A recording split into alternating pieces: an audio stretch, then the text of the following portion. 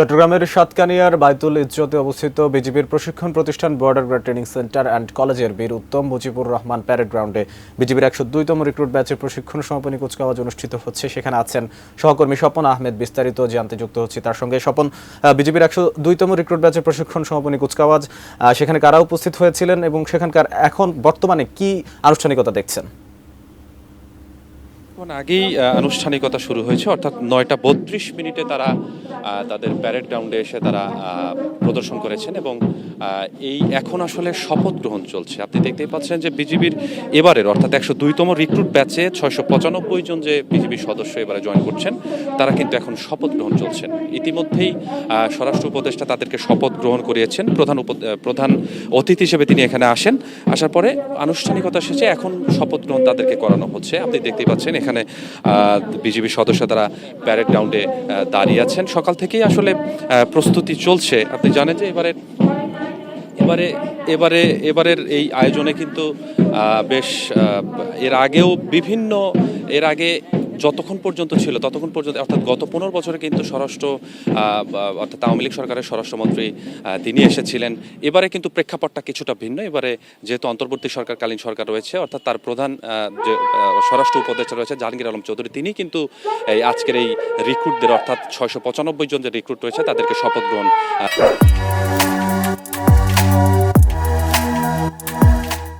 করিয়েছেন কিছুক্ষণ আগে। পুরোপুরি আনুষ্ঠানিকতা শেষ, কিছুক্ষণের মধ্যেই পুরোপুরি আনুষ্ঠানিকতা শেষ হয়ে যাবে এবং আজকের যে আয়োজন অর্থাৎ কুচকাওয়াজের মধ্য দিয়ে যে 102তম যে রিক্রুট ব্যাচ বিজিবির তারা আসলে এই বিজিবির সদস্যই হয়ে যাবেন এবং পুরোপুরি আনুষ্ঠানিকতা অনেকটাই শেষ হয়ে গেছে। কিছুক্ষণ পরে অর্থাৎ এখানে যে প্রধান অতিথি ছিলেন তিনি আমাদের সাথে কথা বলবেন। কথা বলার পরে এবং তাদের সম্পর্কে কিছু দিক নির্দেশনা দেবেন। এই দিক নির্দেশনা দেওয়ার পরেই আসলে এই আজকের যে আনুষ্ঠানিকতা সেটি একেবারে শেষ হয়ে যাবে। আপনি দেখতে পাচ্ছেন এখন শপথ গ্রহণ চলছে। বিজিবির সদস্যরা তারা শপথ গ্রহণ করছেন। দেশ রক্ষায়, সীমান্ত রক্ষায় যারা অতন্দ্র প্রহরী হিসেবে বাংলাদেশের মানুষকে সবসময় শান্তিতে রেখেছেন। আমি আসলে শপথ গ্রহণ পাঠটা আপনাদেরকে একটু শোনাতে চাই।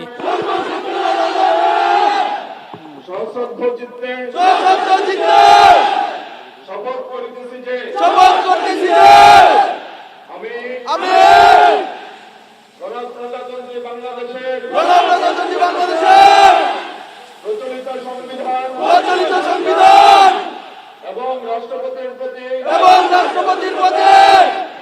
অকৃত্রিম বিশ্বস্ততা ও আনুগত্য পোষণ করিব। আমি আমার অপরিহার্য কর্তব্য মনে করিয়া আমার উপর ন্যস্ত বর্ডার গার্ড বাংলাদেশের কর্তব্য সততা ও বিশ্বস্ততার সহিত পালন করিব এবং আমার প্রতি জল, স্থল ও আকাশ পথে যেখানে যাইবার আদেশ করা হইবে সেখানেই যাইব। আমি আমার জীবন বিপন্ন করিয়া আমার উপর নিয়োজিত কর্তব্যরত যে কোনো ঊর্ধ্বতন কর্মকর্তার আদেশ পালন এবং মান্য করিব।